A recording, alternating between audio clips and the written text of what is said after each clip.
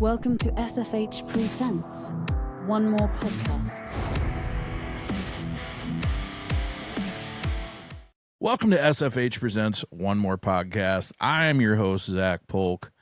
We're without Ty Southern today. His house got struck by lightning, which is what the fuck. And apparently he found out that it had been struck several times over the course of who knows what period of time. Anyway, so today I have, and I'm also not supposed to say fuck in the first 2 minutes, but before I get into anything, I'm not a medical professional. Jake is in fact not a medical professional. No.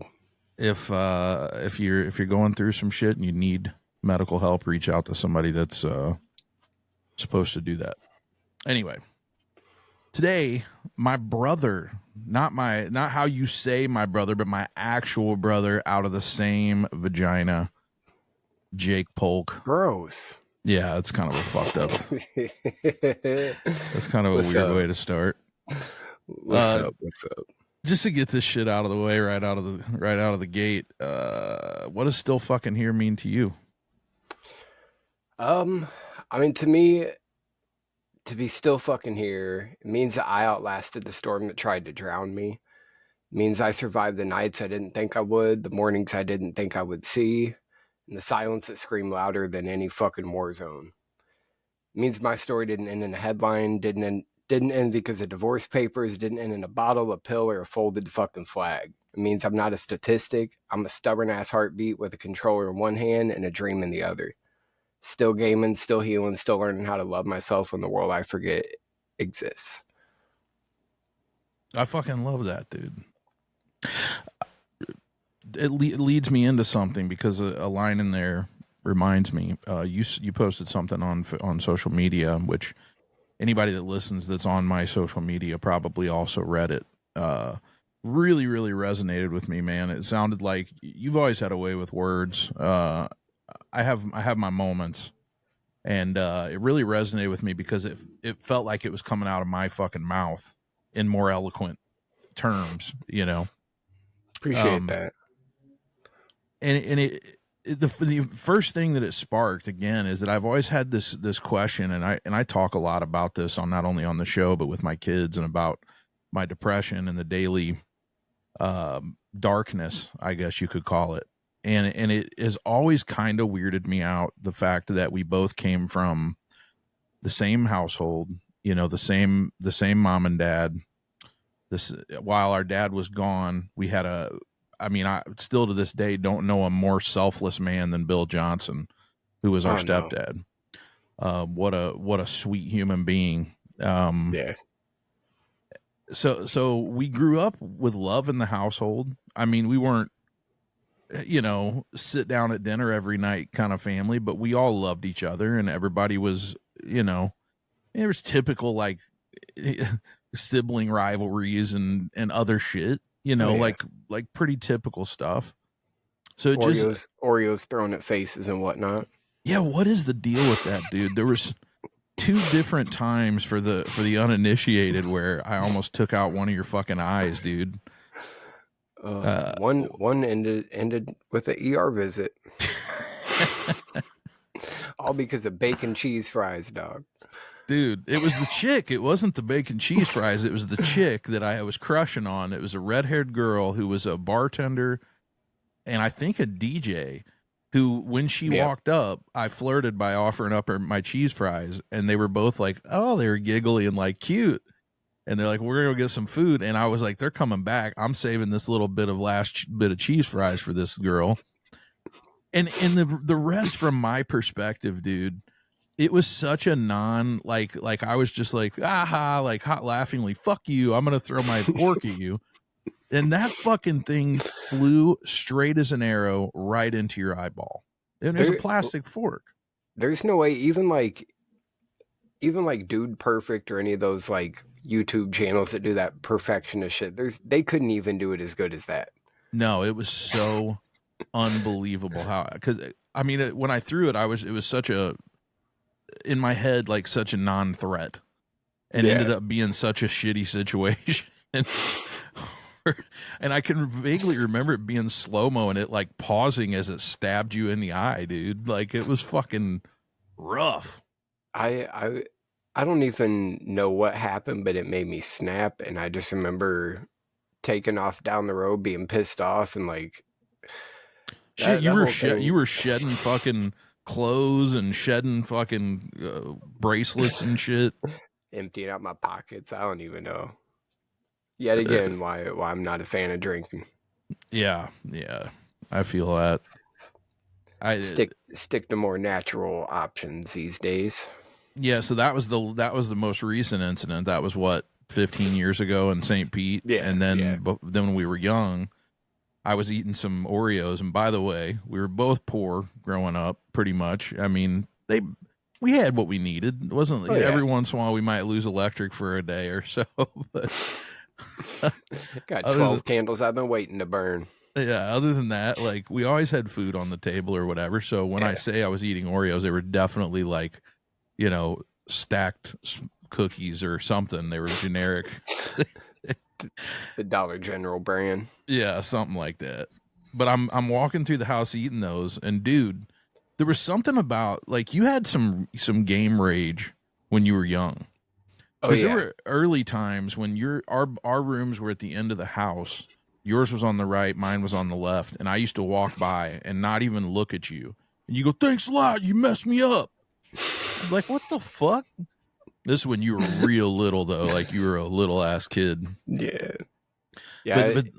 I don't know what it was, and it's. I guess I just needed someone to blame my lack of skills on. Who the fuck knows, dude? Funny thing is, though, so you're sitting in the living room with I think Dustin at the time, or somebody. Yep. And this was when you were a chubby fuck. Hell and yeah. You were mouthing off, and I was eating Oreos, walking through the dining room, and again, like I was definitely more trying to fuck you up that time. Like I wasn't with the fork, but this time I was trying to hit you with a cookie. Yeah. You smarted off. I turn a cookie over like a frisbee and zing that shit at you, and it pops you right in the fucking eye.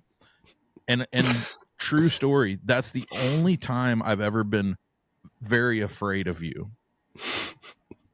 In spite of that, we had more of a after the fork incident had more of a physical altercation.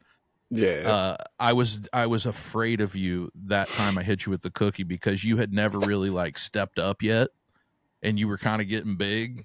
Mm-hmm. Like, and you stepped up and started walking away, and I'm like, oh fuck.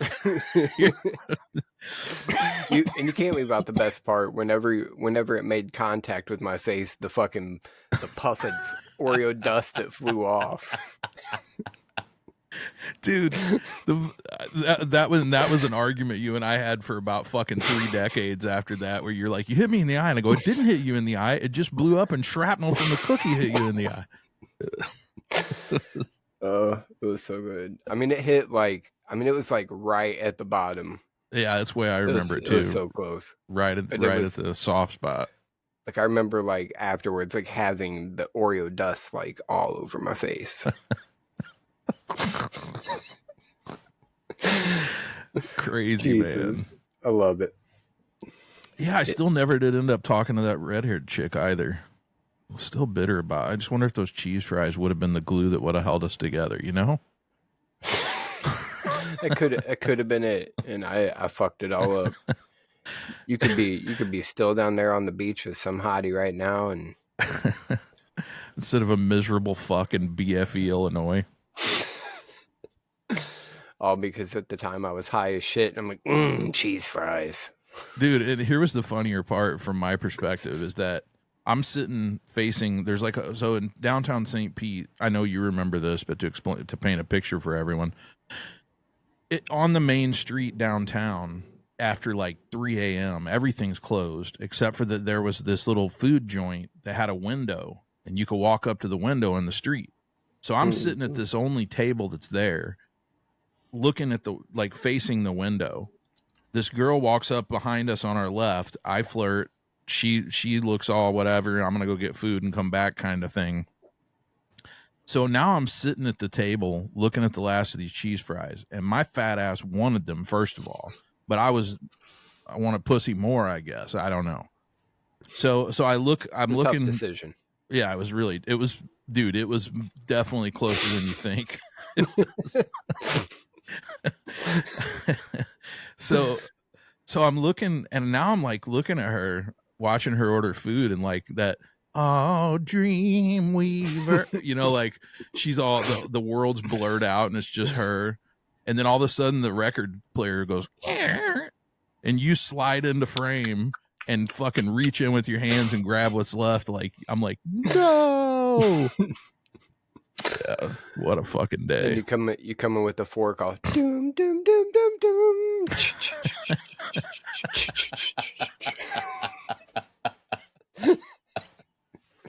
Fucking with the skill and precision of an Olympic javelin thrower. It really was, dude. I wonder if everyone that was around that day still talks about it like we do.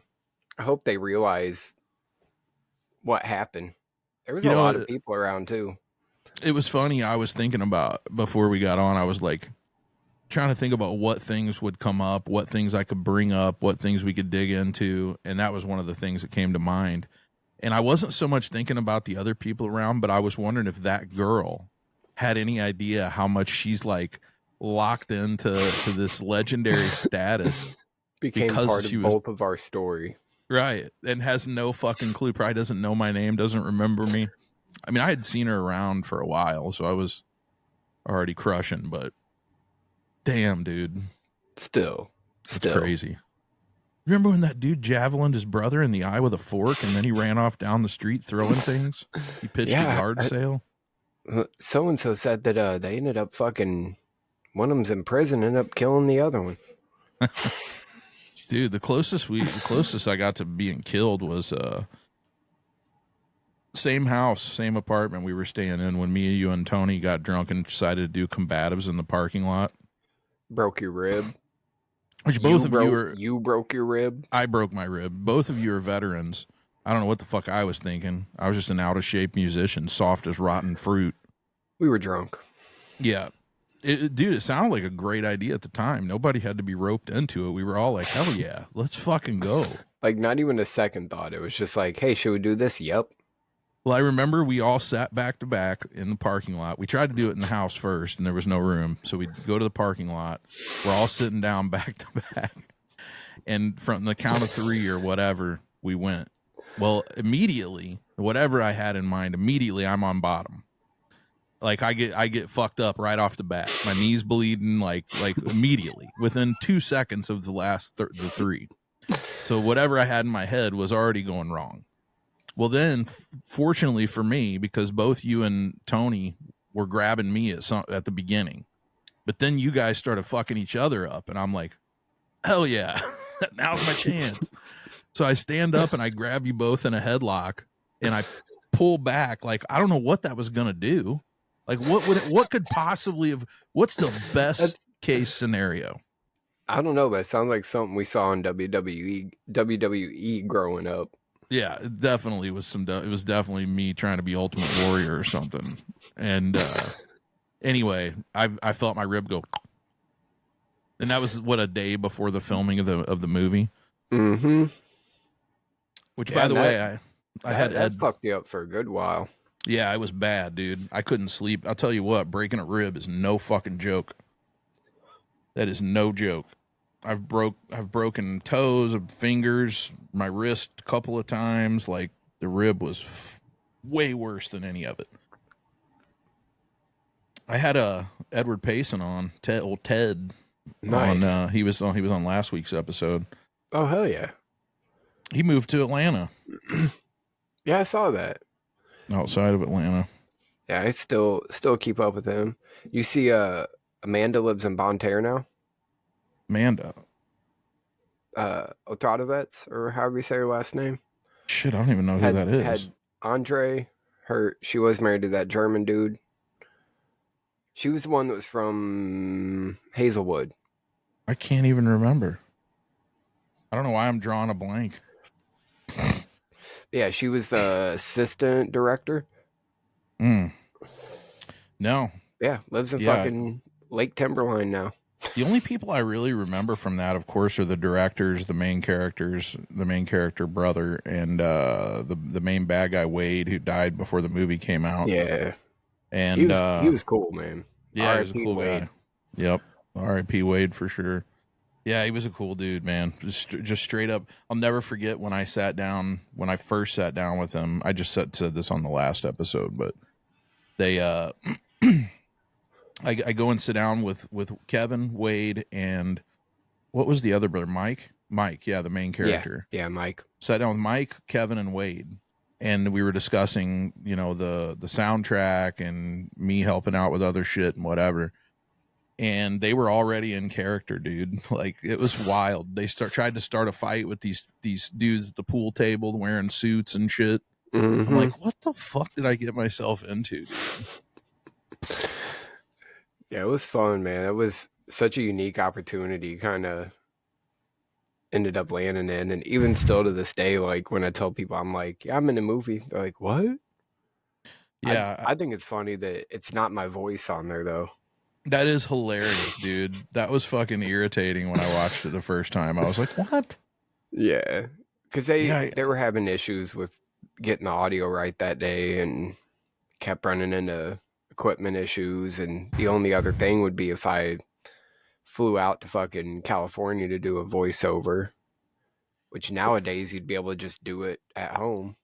Dude, nowadays they would just put whatever audio you made that day into 11 Labs and AI would clean it. Yeah. Shit's bananas. I love AI. It's scary, but it's Same. awesome. I use it every day. Use it Same. for work. I use it for... It's helped me figure out a lot of things and kind of get a little bit of calm to the chaos in my brain. Dude, it literally will do anything you need it to do. Anything. You need So help with groceries. You need help with your kids' schooling. You need help with your job. You need help with working out, eating healthy. You need help with a shopping list. You need help with anything. Are you Googling shit, Grandpa? Are you gonna Google shit? You using Google? Grow up. For real, dude. You gonna Google and then write down the directions? Like, fuck off, dude. Use AI. Yeah, let me MapQuest it and print out directions. Remember when we used to do that shit? Go to the library to have to print off directions? Yep. Print off fucking lyrics. When I was printing out fucking black and white corn pictures on their laser printer. Yep. The band, not the food. Well, I mean, probably the food too, but you know. You never know, dude. I was printing out a lot of food, mostly putting it in my belly. Man, good times. We went through a lot of different phases growing up, man. We did, man. One thing I can look back on growing up, I mean, of course anybody can pick apart their life and say, well, this could have been better, this could have been different. I'm cool. Like even with some of the darker shit coming up that we went through, like I honestly feel like I've learned a lot of things that people don't get the chance to learn, even if it's hard, even if it's, fucking detrimental, like losing Aaron, those things made me who I am. And I feel like I'm a pretty fucking strong person to be able to battle the demons I battle on a daily basis within my own head and be able to say, it's simply enough to say I'm still fucking here. Like I feel that, and I think there's a side of it where you and I probably both feel at times, and I know other people feel, and that's that I don't want to have to be the strong person sometimes. Sometimes I just want things to be cool, man. Sometimes I don't want the fucking demons. Yeah. And it gets exhausting. But I agree with everything you said. We grew up with there's a lot of things that there's a lot of things that I feel like I'm incomplete on. I've never had self-esteem. No matter what I've done, I've always felt like I was an imposter. No matter how far I got in music, where it took me, what I did, I always felt like I didn't belong there. Same. I've struggled with that my whole life, and you too. Which again, why? Mom was always, you're handsome, you're great Yeah. at this. She Oh was yeah. always so verbally supportive. Yep. Showed up to shit, like I don't understand where that came from, unless, I mean, regardless of having a great stepdad, there is lots of data that kids are much better off when the dad and the mom are still at home, and maybe dad being gone fucked us up without us even knowing. I Yeah. don't know. Yeah, even with things being as good as they were, I mean, like you said with Bill, I mean that man, I couldn't have asked for a better father figure, better fucking person in the house. Dude worked his ass off just to provide for us, and I mean And it's came so home and cooked and cleaned and fucking whatever he needed to do. Him and mom both hustled. They were good yep, people. Like, worked their ass off. It's always been something I've strive to be, which is just as dedicated as they were and as devoted as they were to being so selfless. yeah, that's what I'm saying. I've tried to put that together a million times in my head and see if there's somewhere. The only thing I can think of is that for me, school and the people at school and the kids were very cruel. Yeah. That probably has a lot to do with my low self-esteem. It probably has a lot to do with some of these issues. I can only imagine. I don't know that. I don't remember if your situation was similar or, Yeah. Yeah, definitely. picked on for being poorish, having fucking wearing winter's choice. Yeah. Well, and Or also like middle school and high school is when I was at my biggest weight wise, and I was a band geek. I didn't really have a lot of friends, so it's like I would just never felt a spot that I felt like I fit in. And on top of that, being a kid, you get made fun of for being fat or being different. anything. At the time, we used to get made fun of for wearing shirts that said corn on it, Mm-hmm. back in the 90s and shit. So it's just what is celebrated now. We were looked at for being weird back then, or Yeah, we weren't. so. We didn't grow up in a town that was very eclectic. It was a No. very one-dimensional town and a little crappy town in Missouri, but with a lot of money, kind of. Not like real money, but like enough money to feel like there's something. More money than the Yeah. towns around, so everybody in our town was kind of cunty. Yep. I don't think I can say cunt on the podcast. Eh. Find out. They'll demonetize me, which means taking nothing. So Yeah. have fun, Taking you two. 13 cents away per video. Yeah. Yeah. It wasn't exactly which sometimes, just like you were kind of saying, like the shit you go through and the hard things sort of like create this thing too. It's created the uniqueness in us. It's created the kind of dance to the beat of our own drum type thing. And at times, like, I think for me, like, it had to be part of it was like, fuck you. I don't want to be like you. You know what I mean? I Yeah. don't. But back. Go ahead. Because we were allowed to be free thinkers, and Mom and Bill gave us that opportunity to be ourselves, and not, they didn't try to sway us one way or the other to, is whether it be religion, whether it be politics, any type of views on people, sex, religion, sexual preference, any of that. Like, we were just taught to just fucking love people, like, Yep. period. Simple as that. That was the exact point that I was heading towards, is that the open-mindedness that we were given at an early age, where it was just like, I mean, you could call Mom today and be like, Mom, Jake's gay. And she'd be like, long as he's happy. Yep. She's always been like that. Yep. She's always just been a 100%. loving lady. I mean, dude, I'm a slob. Like, she never wasn't good at that. I don't have a great work ethic. She wasn't good at that. Yeah. But it's like, would you trade all the love? Would you trade? Who the fuck knows, man? Yeah. Who knows what ingredients building a human being, even if you think you have the ingredients. You know, I have 2 kids of my own, and we got Ethan between us, the whole family. And, you know, even looking at us, like we grew up in the same house, but we're different in a lot of ways. And Yeah. Aaron was different in a lot of ways, and Kayla's entirely different in a lot of ways.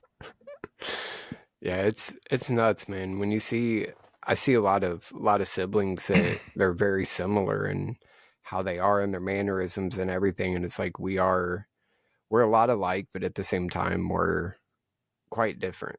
Yeah, Like I even though agree. our you know, majority of our views line up, like there's still some things that we do different. But I think part of that comes with being able to have that individuality and being able to, you know, think for yourself and question authority and all that shit. And it just makes, I don't know, I think it made us unique enough to where we are able to have that little bit of difference in there. Yeah. Yeah, but you know, it's funny. I mean, we're close in the aspect that we'd be there for one another if we needed each other, but we don't talk on a daily basis or that regularly, which is Yeah. kind of strange because as we both sit here alone, I don't know many people that like as many of the same things as I like. You know what I mean? Same. You know, Same. like there's just a lot of shit that we both love and we're into, dirt track racing, other shit that I literally have no one else to talk to about. I just watch it and fucking talk to my kids about it, and they're like, cool. Yeah, same. You know, they The kind amount of of like it, but my coworkers that I ramble about dirt track racing or yeah. just random little shit, and they're just like, "Oh, okay, neat." Yeah, you're like, yeah, Um, David Gravel passed yeah. Sheldon Haudenshield at the flag last night. Oh, They're and like, I show them cool. the highlights. I'm like, "Look at this slide job. Look at this." Yeah, dude. It's just funny how life goes like that. But I tried to explain to you the other day for me, and I'm sure people in this headspace that listen can understand. Like, dude, I just hermit. I just neglect all of my friendships and family ships other than my kids, and it sucks. I when I look at it when I look at it from 30,000 feet, and I'm like, oh man, like I don't think I've been a good friend, or who will reach out to me and care about my well being, but I'm not the one to reach out. And Yeah. it's not because I'm a bad dude or not that I don't care. It's just that I'm always in survival mode. It's hard for me to think about anybody but myself sometimes, or most of the time, I should say. And So that sucks. I think maybe a big part of that, I know it is for me, is I've been trying to I can't think of the fucking word. Basically trying to overcompensate for the things I went through and the times that I needed somebody and didn't have. Like I've been trying to be that person and be that voice for those people that feel the same way I do. And it's like I've made it through 42 years feeling this way. So it's, for me, this is like my default setting. Like I'm cool. Like I just want to make sure other people don't have to go through that. Like I've already been through it. I'm going through it. This is just the house I live in at this point. And so it's like I feel like it's, if I can prevent somebody else from feeling that way, I'm going to go out of my way to do that. But then when it's time for me to get that same help, I will not reach out. I will not, you Same. know, even though all these people are like, you know, that I've been there for, and they're like, you know, if you need anything, I got you. You know, you need anything, reach out to me. I'm not going to, and it's not that I don't want to. It's I feel like a burden at that point. But yet other people can do it to me and they're not a burden to me. Like I welcome Right. that. I look for that. Like please come to me. Please let me be, you know, that voice you can talk to, or that shoulder you can lean on, or whatever. But flip the script and I can't do the same. Well, it's therapeutic for us to be there for somebody else. The other part, and tell me if maybe this is just me, but the other part of it is, besides just feeling like a burden, I promise you, and I know you're the same in this, that I have thought through this. I've read about it. I've watched videos about it. I've worked on it. I've beat it into the fucking ground. And no offense, but if you're not someone who's been in this spot, you're just not equipped to say anything to me that I haven't already thought of. Yeah. And I'm not, that sounds egotistical, but I don't mean it that way at all. I just mean I've put in so many hours on this subject that, like, me reaching out to somebody, I don't get much out of just venting.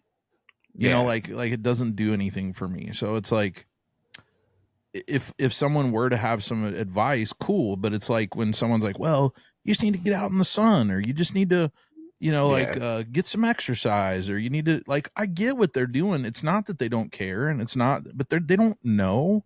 They just don't know. That's the hardest thing, is the people that they want to help, but they themselves haven't experienced that. And it's so hard to explain it to someone that doesn't know, because it's, to an outsider, it's simple. Just be happy. Just do things that make you happy, and all is well. And it's like, no, my brain does not allow that. Like, the chemical imbalance I have, you could come knock on my door and be like, hey, you won $1 million. If you don't, if it's at the wrong time, I won't react. I'll just be like, okay, cool. Like, it's the amount of people that have had those reactions, and to be like, well, just be happy, or, just do this, and it'll change it, or just make this, like you said, go out in the sun. It's like, yeah, it's not, I was in the military 9 years. I exercised every fucking day. Didn't help once. Not Yeah. once. And if Yeah. there were times where, like, in the moment you get that runner's high, so I, like, felt cool for 5-10 minutes, but I can smoke a joint and feel better for an hour. Yeah. Yeah. I guess what I'm saying is that it's, you probably have this thought too, where you're just like, what's the point?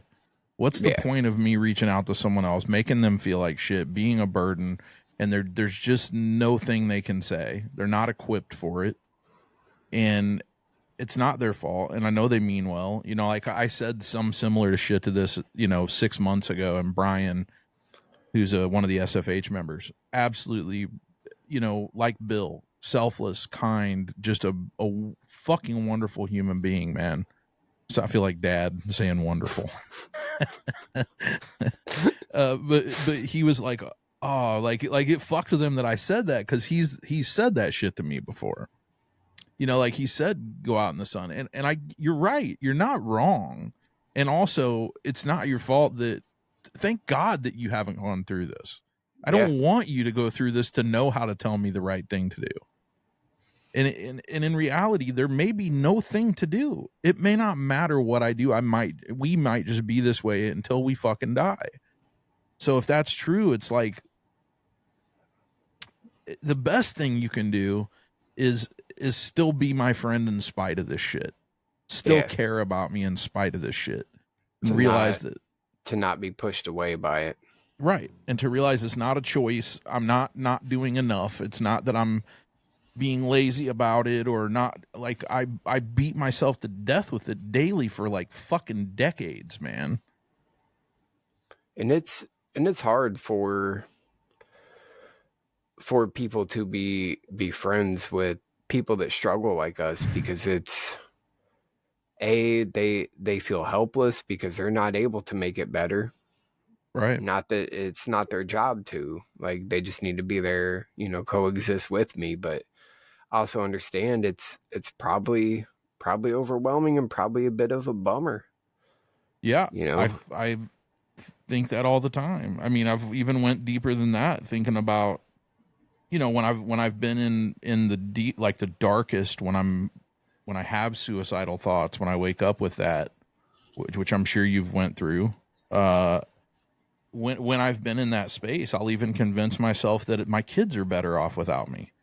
That I'm even a burden on them, just having to live with this thing. And Dude, you know, you talking about wanting to help other people and let people not feel as alone. That's the entire reason this podcast exists.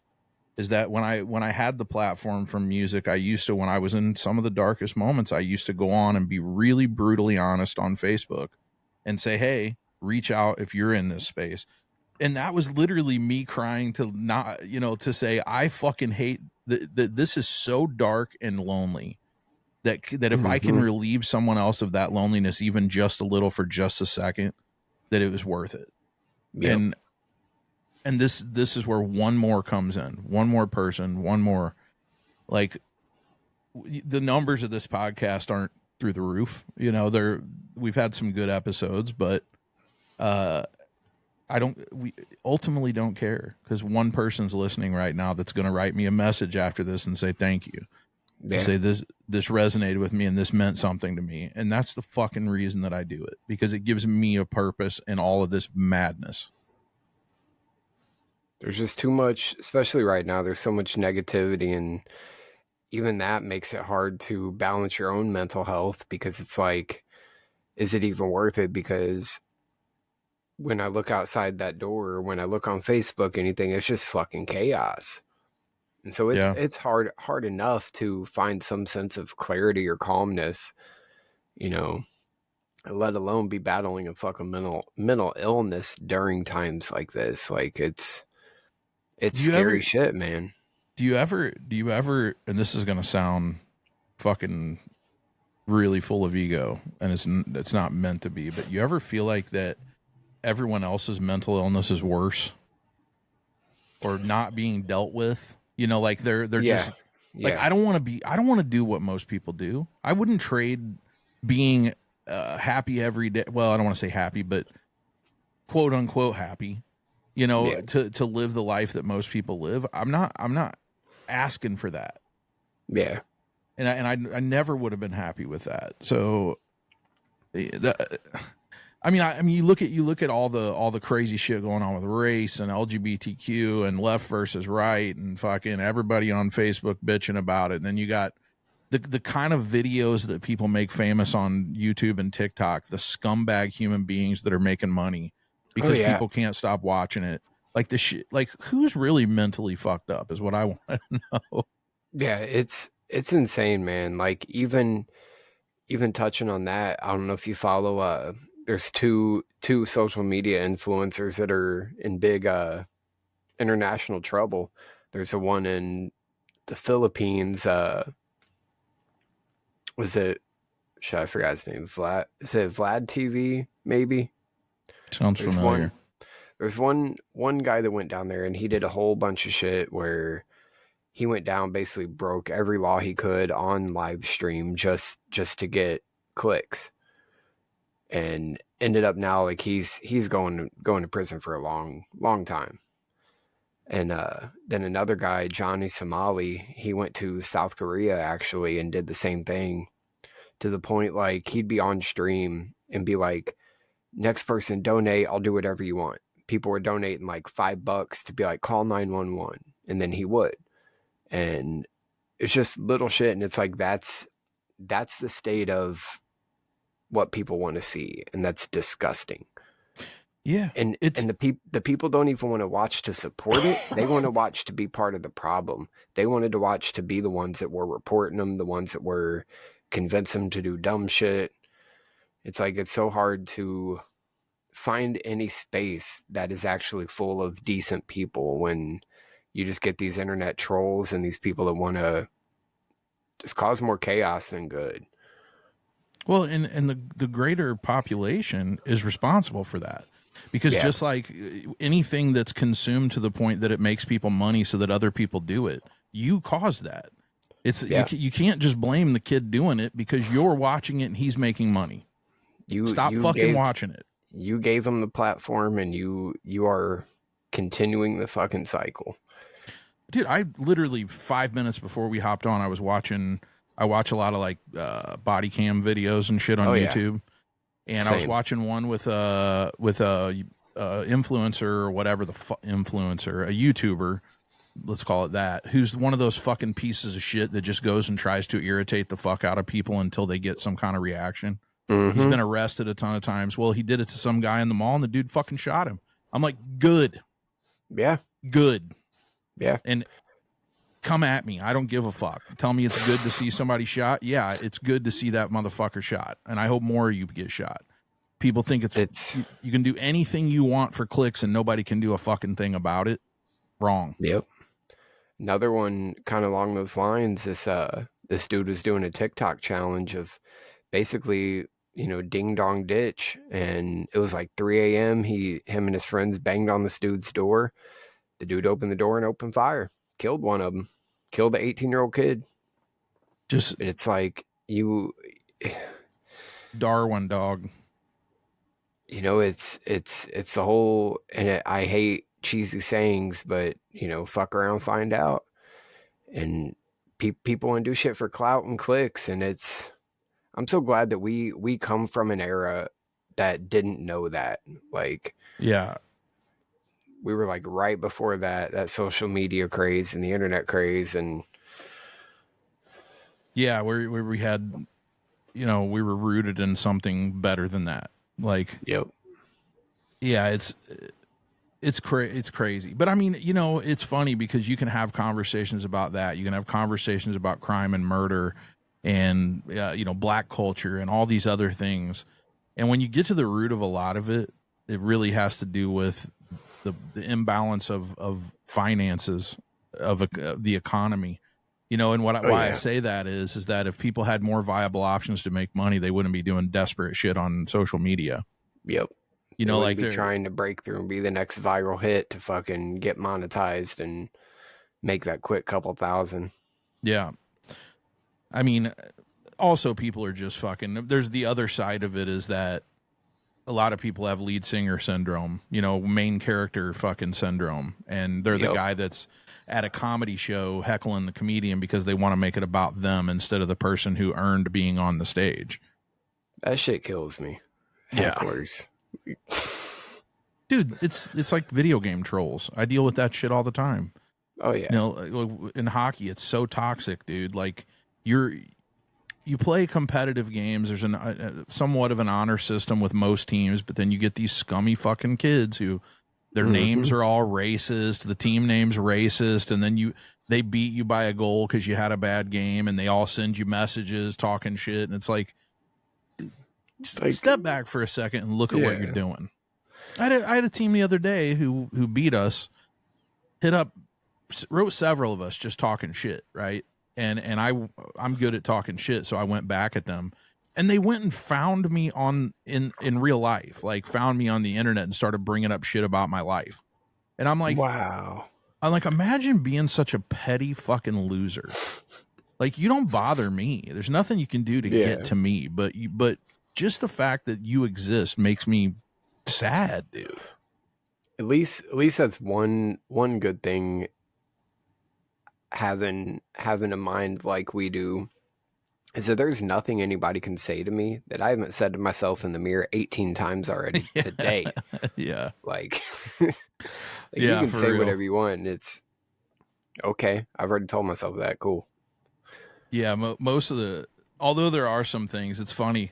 You ever think, like, are there ever things that someone said to you negatively in your life that ring out to you still today? Like, you can vividly remember them saying this one weird phrase one time. You could be, dude, as an example, I've been, you know, how many years did I sing? And now my voice is completely busted, but I did a pretty good job for a long time. And I got lots of compliments from a lot of people for a long time. And definitely. Then, you know, a few years back, my current roommate, Ryan, and my current drummer said to someone, my voice was mediocre at best, right? That rang out in my head every day since he said that. Why do certain things, and I can go back to shit that was said to me when I was a little kid. Like, one person said one thing, even though 100 people said the opposite, and that one phrase rings out in my brain. There was one, and this isn't even that big of a deal, but it still upsets me to this day, is that one of my exes told me that I had a really bad sense of humor. Oh And like nothing I no. said was funny. And I think I'm a silly fucking bitch. So to say that to me, I was like, are you fucking kidding me? She's like, none of your jokes are funny. They're corny. They're stupid. Oh God, dude, that would absolutely crush me. Even though I know it's not true, it would fucking Because crush me. like I know I'm no like stand-up comedian, but like I say some pretty silly shit. I make myself laugh every day. Yeah. And for her to be like, yeah, nothing you say is funny, it kind of fucked me up. Well, fortunately for you, girls don't have senses of humor, and none of them are funny except for like two. So, Yeah, fuck true. off. I would obviously I'm being ridiculous, but there is some truth to that. And if you think about it societally, what we grow up doing and what men have to do, especially even with other men, but when it comes to being attractive, like it's important for men to be funny, and Yeah, women don't have that. Like they might be funny, but it's not something that they've spent in the trenches since they were 5 years old trying to do that. yeah. Generally, Trying to hit him with the razzle dazzle. right? Like it's awesome when they are funny, but it's like I don't have a whole lot going. That's something I have to have. I have to bring that to the table. Exactly, dude. Yeah, I mean, it's like the ugly versus funny quotient. I don't know where Yep. that meter is, but that's why there's no other than like Matt Rife. There's no attractive comedians either. There's not. There's really not. There's a Gives couple that gives snuck in, but gives people like me hope. yeah. Well, I mean, I suppose your upbringing and what you went through in your life could make you funny, and even if you're attractive. But for True. most attractive people, dude, your life's been pretty easy. If you're pretty attractive and you're not a fucking dumbass, Yeah. like for hot people, like I can't. There was a comic the other day. I can't remember what he said exactly, but there were two really attractive people in the front, and he's like, you just have no choice but to be happy. Like your life can't be as bad as anyone who's ugly. Like fuck off, you know. Like you should be smiling every day about everything. I don't Yeah, know. it's nuts, man. And that's something me like I've shit probably going on 20 years of retail experience. So like I interact with the public on a far higher level than what I want to. But I feel that. you know, I learn a lot about people through working in retail. And that's one of the things is like you just see people that you can tell just kind of get to do what they want in life because they're beautiful.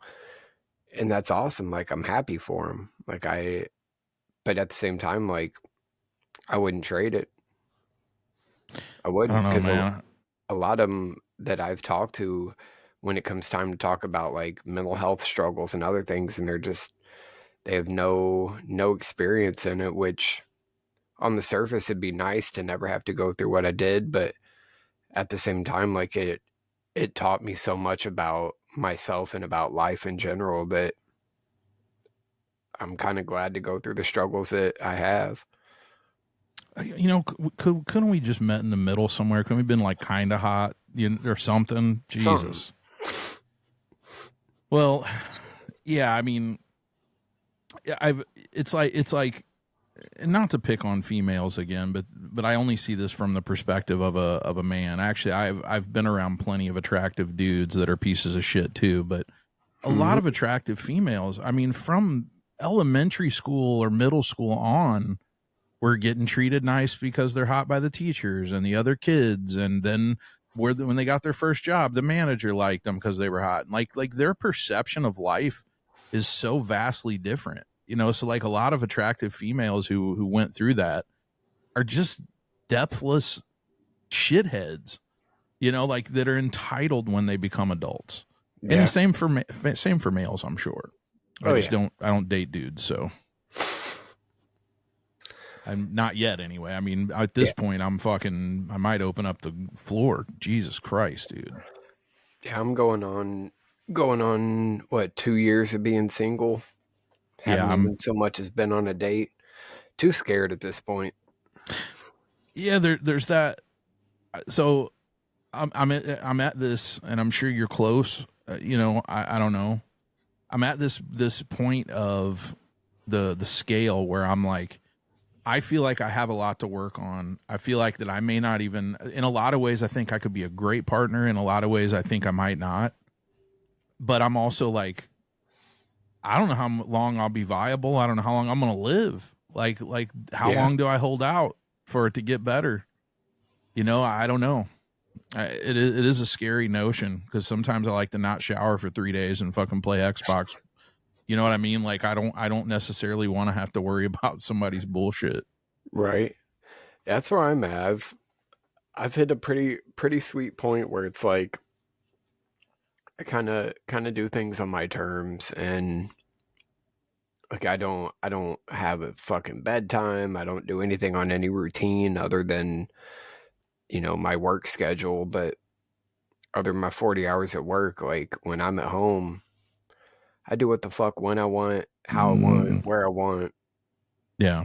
and can't nobody say shit. And now I'm kind of scared to give that up.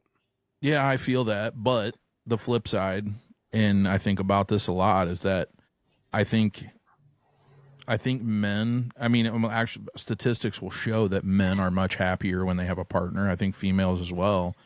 And there is something to say for that. Like, knowing you got someone to come home to, having Oh that yeah. person to like talk about your day and go through the shit with and to lay with at night and to hold you when you're in a hard, I mean, something to say for it, Absolutely. it, And that is the one thing I do miss, is just having that person at the end of the day to feel their presence next to you, when you're yeah. laying in bed or whatever. Yep. But And, even still, the and the last fucking's cool, dude. I like it. yeah, it's all right. It's all right. I've enjoyed it a time or two. Yeah. It's just one of those things that ideally you would be able to find a partner who you didn't have to give away being your freedom of being yourself and your Yeah. alone time and those things. And she wouldn't have to give it away, but you could also come together and be like a rock for each other and have the good parts of it without all Yeah. the drama. I guess I had just assumed that as I got older, that would be easier to find, but dude, the dating, feminism and other shit has shit so fucked up right now with trying to change everybody's role and what everyone means to a relationship, et cetera, et cetera.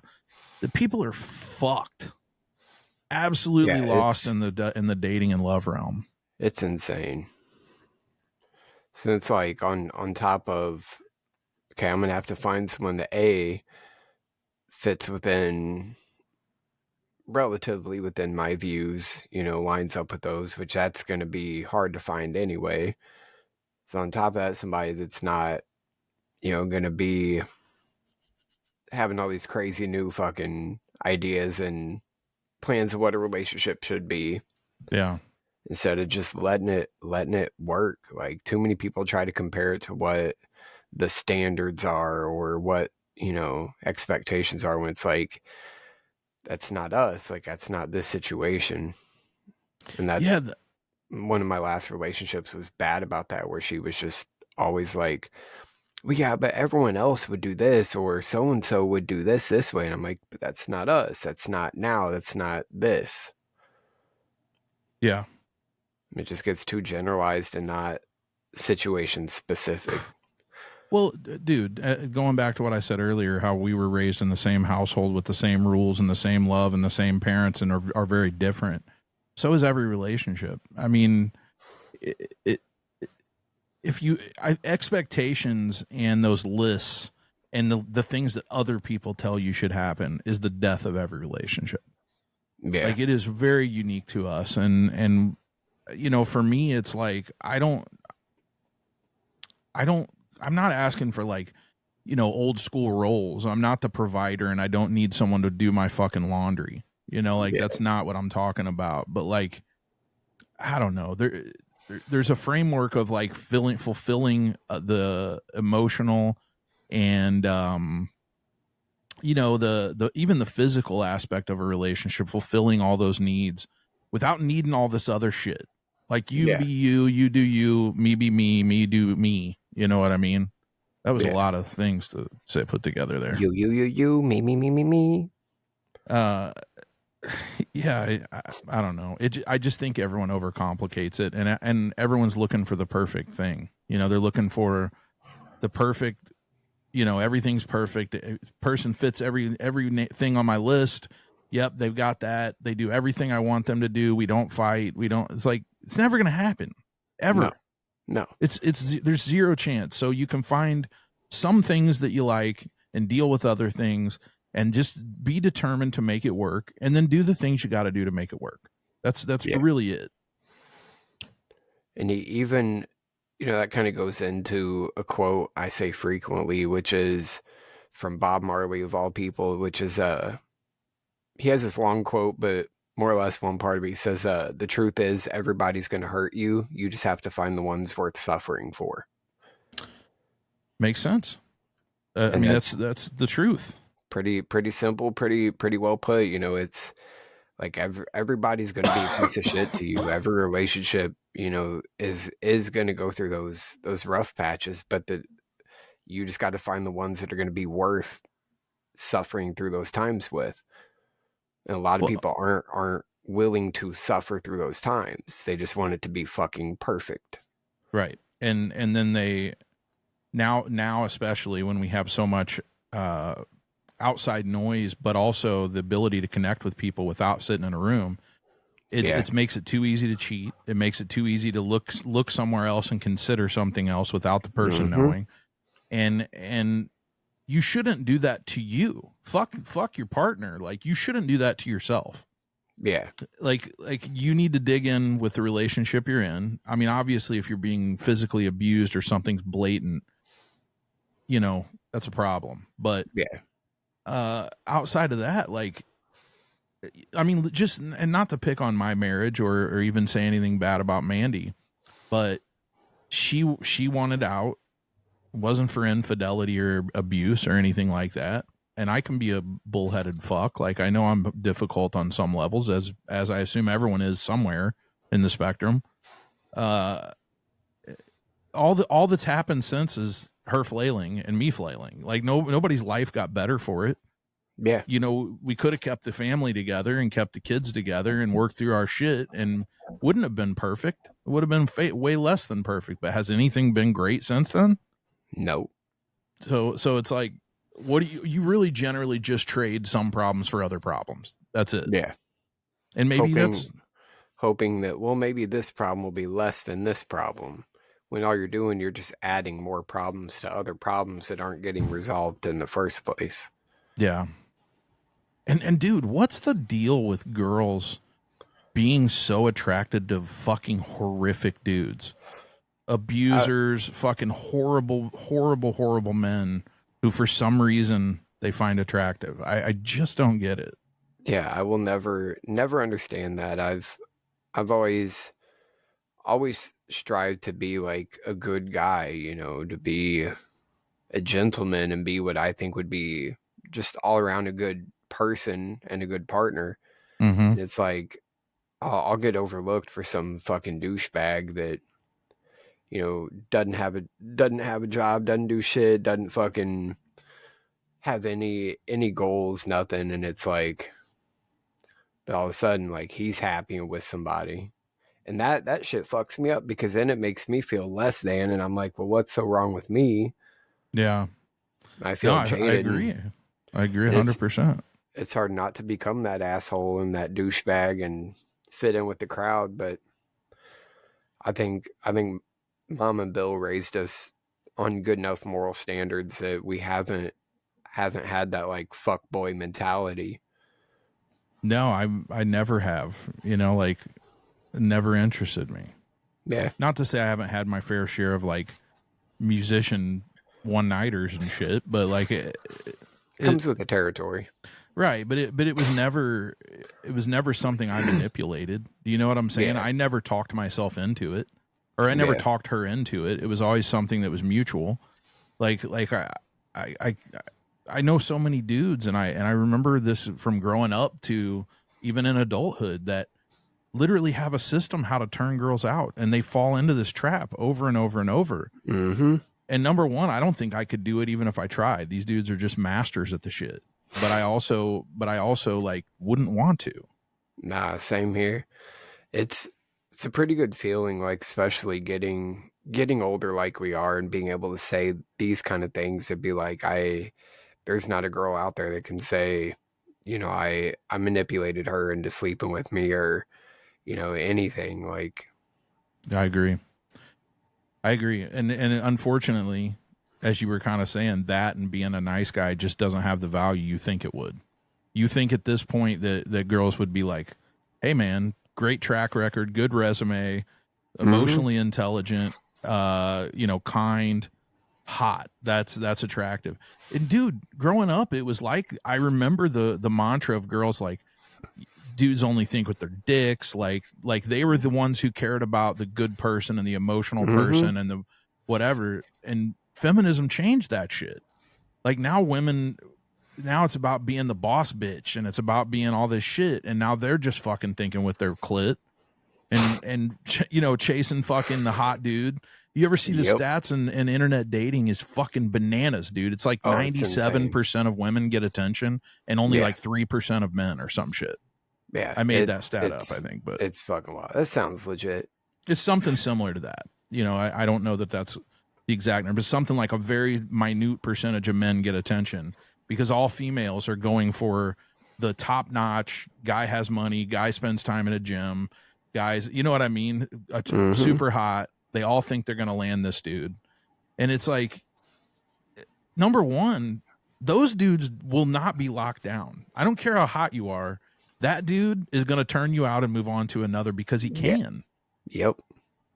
So you choose. You want to keep chasing those guys and then fucking showing up on my Facebook going, all dudes are assholes. Why can't I find love? I wonder. And the next week, he's the one. 2 weeks later, Yep. oh, I'm never dating any men again. Okay. Well, you haven't dated one yet. yeah. So yeah, I would give up before you start. And that's where like I'm just over all that shit. Like these last 2 years of being single has been. I mean, as you see, like I'm finding a little more clarity within myself and being able to focus on myself more. And I mean, of course, yeah, it's lonely as fuck, and I miss having someone to hold or miss having someone that can hold me. But dude, the lack of drama and just the lack of negativity in my life, like I've not felt this kind of peace, and I couldn't even tell you. Like it's fucking mind blowing. Oh, dude, for all you got to do for 1 second, if you're in any sad headspace of being alone, is think about when you're feeling your most insecure and she's mad at you about something and she's being shady, and how you fucking feel inside because you feel like you might be losing her or she could be cheating, or you know what I'm saying, like that insecurity that I already have Mm-hmm. inside myself anyway is now at its max volume. Yep. Like like and that doesn't have to happen. No. Like you can be in a relationship with somebody who gives you the security you need and understands that even when you're having a problem that you're going to work through it, but you're there, ride or die. Like people Yeah. do that, but it's not been my relationships. Same. And like I mean I know I'm not a perfect partner, but also at the same time, like I've always been one of those to be willing to work through it. And like if I'm fucking up, tell me. Like we'll either get through it or we won't. But if I'm with someone, it's because I want to be with them and grow together and learn together and achieve things together. And some things, of course, you got to compromise and work on. But Yeah. anymore, it's like I've changed who I am so much, and I've compromised so much of my own values and my own integrity that to put myself through that again, they're gonna have to be like fucking perfect. And I don't want that. Like I don't want to have to set the bar so high because it's not fair. It's not fair to them. Right. But Well, but where do I draw that line in knowing my worth and knowing what I can bring to the table and knowing what I deserve brought to the table as opposed to what has been brought to the table in the past. Right. Well, dude, it should be this simple, man. It should be this simple. Nobody, you said I'm not perfect in a relationship. Well, 0 people are. Literally 0. 0 Yep. people on this planet are perfect in a relationship. But if you can find some qualities that suit you that are there's a lot of different things in my life that a woman can bring to the table. They don't have to bring them all. I mean, just the last person that I'm still kind of in love with, but the last person I was fucking around with for a while, if you looked at her on paper, absolutely not a person I would go for. Even in the way she dressed, her style, not the kind of person I typically go for. Yeah. But I'm always open-minded to that. I don't really have like a a perfect match. I'm just open to like there's so many roles that a female could add to my life, as long as it's not including taking a bunch of shit away. Yeah. That's where I've always been. Like, I've never once in my life have I been able to say that I have a type. Or if someone's like, what kind of girls are you into? I'm like, good ones. Like, Yeah, ones that are going to treat me good. I don't care. Like, exactly. None of that shit fucking matters. Like, There's a lot of things that I find attractive, but they're not like tattoos, for example. You know what I mean? Or like maybe I like dark hair, I have a preference for that, or maybe I have a preference for this. Doesn't really mean shit. Like I could date all women that have no tattoos and it wouldn't bother me. You know what I mean? I mean, I know that's just a physical trait, but you get the point. I think the only deal breaker for me when it comes to relationships would be, and it's gonna be a touchy one to even bring up, religion. Like, it's only because where our viewpoint is, not a lot of people can agree with that or be okay with having that type of mindset. So I don't think I could be with somebody that, didn't line up with that. Yeah. Whereas Or at least wasn't open to the conversation. yeah. Yeah, But other things, like if it was a girl that only listened to country music, okay, whatever. I can deal with it. Dude, that's harder than you think. But yeah, I agree. I mean, dude, it is tough. It's like the last girl had a problem with anything heavy, and I'm like, well, that's everything I like, dude. And I don't want you just to tolerate it. Like, I want at least some opportunity to like get you to like some of it, so we can go to a show together and shit. If you're just not open, and it's not like I listen to the heaviest of heavy shit. I listen to radio metal, for fuck's sake. Listen to some heavier stuff. Yeah. Funny though, you mentioned the religion thing, because I joke with the Dorfels. I play chell with them pretty frequently, and I joke with them all the time because they're super religious. You know, I keep telling them, like, Christian values, as far as relationship wise, I fuck with. like I'm like, I need to just get a good Christian girl, but I'm like, I know that eventually the religion part would be a problem because I can't not say shit. You know, like when we're watching,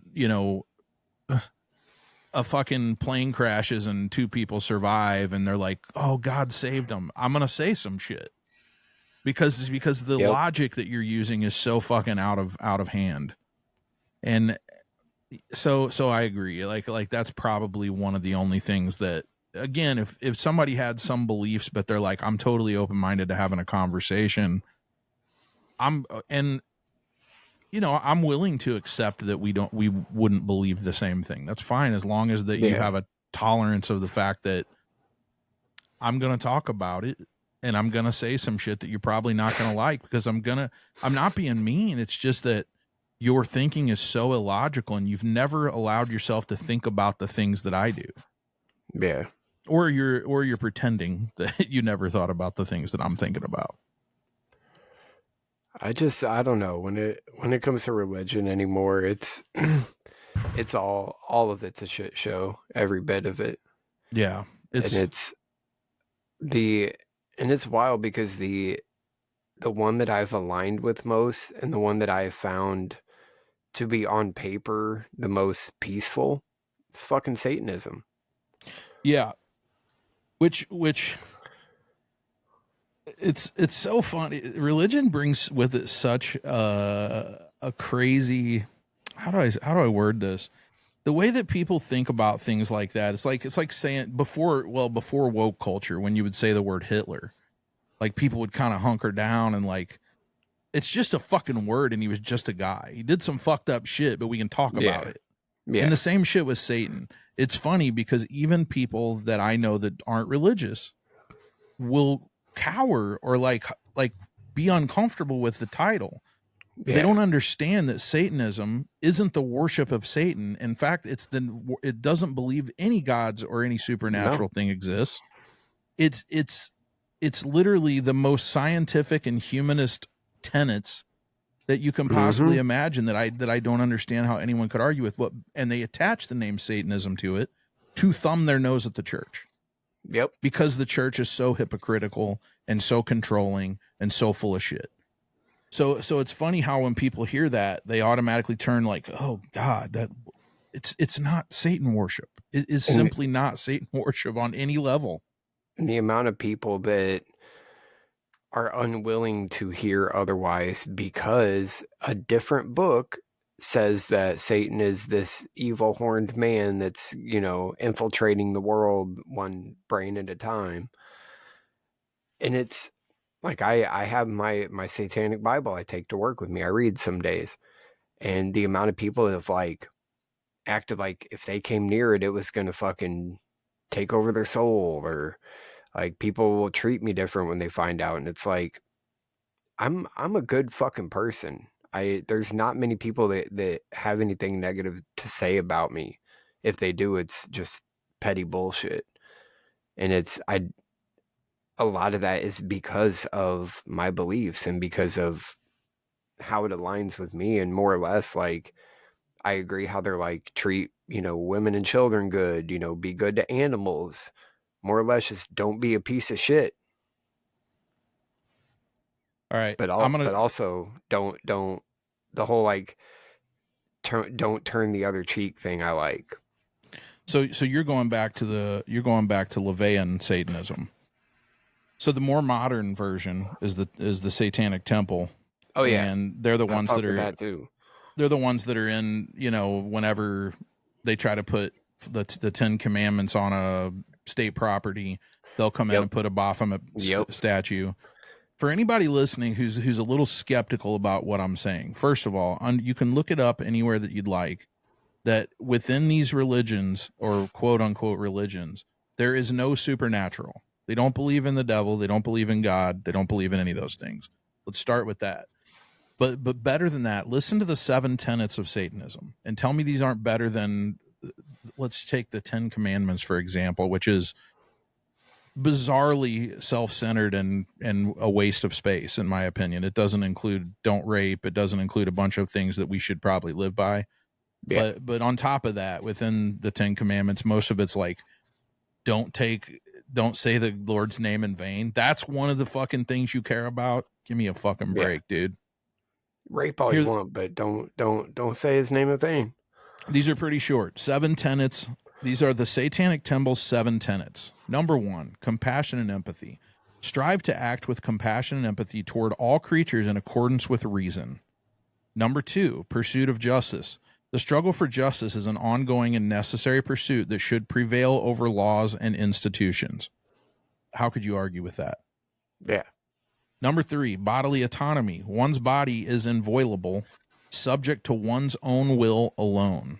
I don't know what inviolable means, but I can pretty much figure it out. Number 4, freedom of belief. The freedoms of others should be respected, including the freedom to offend, but one should strive to avoid harming others unnecessarily. Again, tell me what you don't agree with on that statement. Somebody find it. I'll wait. Yep. And the part about the freedom to not offend, I particularly love that because in our current, it's gotten better, but in the current climate of our society, where everyone thinks that if something offends them, that they get to fucking get rid of it or move it out of the, you know what I mean? Like, fuck you, dude. Like, fuck you have feelings. You spent, what'd you say, 7 years in the Army? 9 years? Almost 9 years. So almost 9 years in the Army. fighting for our freedom to say whatever the fuck we want to say. One of the freedoms you did not fight for is the freedom to not be offended. That is not on the list of things that you fought for. Nope. Number 5, scientific understanding. Beliefs should conform to one's best scientific understanding of the world, and one should take care never to distort scientific fact to fit personal beliefs. Holy shit. It's simple. Let's go back to COVID. Let's go back to our own government. Let's go back to the masks. Let's go back to Fauci. Let's go back to all that. Didn't align. Number 6, fallibility and correction. People are fallible. If one makes a mistake, one should do their best to rectify it and resolve any harm caused. Again, brilliant. Simple. And number 7, the last of these all simple tenets. Every tenet is a guiding principle designed to inspire nobility in action and thought. The spirit of compassion, wisdom, and justice should always prevail over the written or spoken word. Beautiful. Fine. There's no fat in that statement. Like, you can't trim anything from that. Like, nope. They keep it simple. There's no smoke and mirrors, no fancy words or crazy drawn out fucking scripture to explain all that. They simplify it, break it down to more or less just be a decent person. You know, question things you need to question, and don't just take the world's word for what it is. Like, think for yourself, but also, like, don't be a dick. What's the funny thing is that you see, because of all the COVID things, because of all the lies, because of all the things that everyone was ousted for and they found out was actually true or not true, depending on what it was, people have started like awaken to the fact that we've been lied to. But the church has done the same shit. You were indoctrinated as a kid. Yeah. You believe the shit because it's been told to you over and over, and it might make you feel good or give you some answers for both why we exist and where you're going to go when you die. I get all that. But there's a lot of hypocrisy and hatred secretly hidden in all of it. You know, it's snuck in there to make people act a certain way. And there are plenty of things about the Bible that are decent, but you got to overlook a whole lot of really horrific crap in order to get to that. You got to swipe through a lot of pages before you find something that's actually good advice and based on reality. Even stuff that would hold true today, like, there's so much shit in there that morally wouldn't hold up to today's standards. And it's like, no.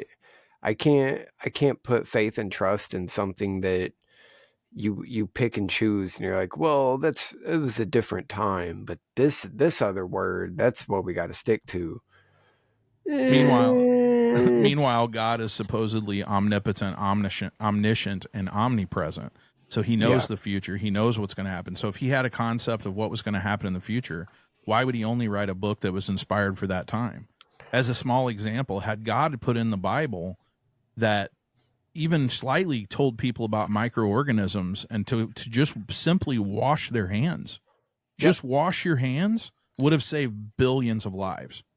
Billions. It's insane. Yeah, it's just some simple hygiene and sanitation. Whatever the case, I think that what I want to inspire people to do, it's not, if that makes you feel comfortable to believe blindly and not challenge, which, by the way, I don't know if you know this, and I'll get back to my point. I was reading the other day, and apparently Dustin Kendrew left the church. He no longer believes. What? Whoa. Yeah, I'll send you the article, dude. It was written from a Christian's perspective. He's always had, I mean, some of his stuff he has questioned, so. Yeah. No, he just eventually, it's funny because you remember I had that argument with him on Twitter. Oh, yeah. Back in the day. He actually kind of, in his coming out on Twitter, he said some shit that I had said to him, and I know he didn't remember. This was years and years later. But I was getting to those points with him a long time ago. You could only hope that maybe one point I made, like, stuck in his brain. Something resonated, and as time went on, he just kept circling back to that conversation or those words. Yeah. No, I'm sure not. I'm not that. I'm not that main character fucking superhero You, feeling about bro, myself. But you don't know, man. I got a buddy of mine. Uh, he's a real big metalhead, and he had talked to had a real big conversation with Randy Blythe from Lamb of God, their singer. Mhm. And then a couple months ago, he went on some cruise where there was like all these metal bands on it, and they were one of the bands. And he ends up meeting Randy and talking to him, and Randy's like, "Dude, like I'll never forget you. Like the conversation we had was so important. Like I've talked about you on podcasts, like and wow, yeah, and my friend had no clue. And like yeah, so that's just crazy. sometimes you never know, like you could have a greater impact. It's just not acknowledged. Right? Yeah, like butterfly effect shit, kind of. Yep. Yep. Yeah. Either way, I just what I was getting at is I hope I can inspire people to think for themselves more than anything. Like when it comes to what all's happened with our government, now you've got everybody digging in on either being, having Trump derangement syndrome and hating everything the man does, while meanwhile they're voting for a guy who wasn't even in office for 4 years. Like Yeah. they're both horrible. Like they're not good. And until we stop bickering over which fucking piece of shit is the bigger piece of shit, we're never going to get better. No. Like at some point, we all have to think for ourselves and stop listening to the fucking media, stop listening to what you're being told.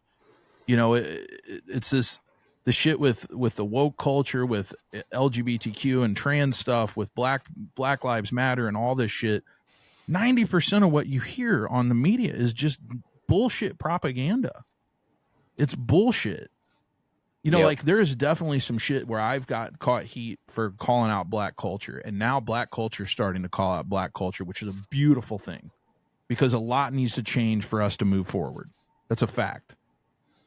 You Yeah. know, yet my perception of things with black people when I go to work on a Wednesday, several black people come in and attend what I do, and I end up hanging out with at the end of the night. It doesn't cross my mind that they're black or white. They're just people, and they Yeah. treat me the same way. I feel like that's the majority of the population doesn't give a shit. We're Yeah. all hustling, we're all working, we're all fucking struggling, we're all trying to make it work. You're a good person, I'm a good person, we're cool. Yeah. That's the vast majority of this country. But you turn on the news for 5 fucking seconds and you're to believe that everyone white is racist and and homophobic and transphobic and Mm-hmm. all these things that are utter fucking bullshit. And then you're getting people jumping on board to be part of that echo chamber and be part of the mass crowd saying that shit. And it's like I've seen people I know don't have those viewpoints post that kind of shit on Facebook. And it's like I know you're not like that, and you're doing it so everyone else can be like, oh, he's one of us. Yeah. Fuck that. I don't need to be one of them. I'm me. No. No, Like and the bigger problem with being on those teams these days is that in the same dude, our whole lives. I mean, I would say our house was not overly political, but we were Democrats. And we would have Yeah. called ourselves Democrats, I Yeah. suppose. Definitely. And most of my life I identified with that. But the left has gotten so crazy that it's pushed me over to the right. Like if I voted this year, I would have voted for Trump. And I think the dude's a fucking psycho. Yeah. It's not that I think he's good, but I think it's gotten so corrupt on the other side. But what I was getting at is that when you belong to one of those teams, if they have a list of 50 things they stand for and you stand for 48 but not the last two, then they kick you the fuck out. They're Yep. like, you got to follow us for every single word and believe everything we say and not challenge any of it or you're fucking out. And I'm Yep. like, I'm out way before that, dog. That shit's nuts. Like I'm built to question things, and I'm just inquisitive. I want to know, like, even if it's something I align with, I'm still going to question the fuck out of it. Yep. I'm going to want to know the reasons why I'm believing what I believe. I'm going to ask questions, and yeah, if I don't agree, I don't agree. But if I'm still part of that team, then I'm obviously still there for a fucking reason.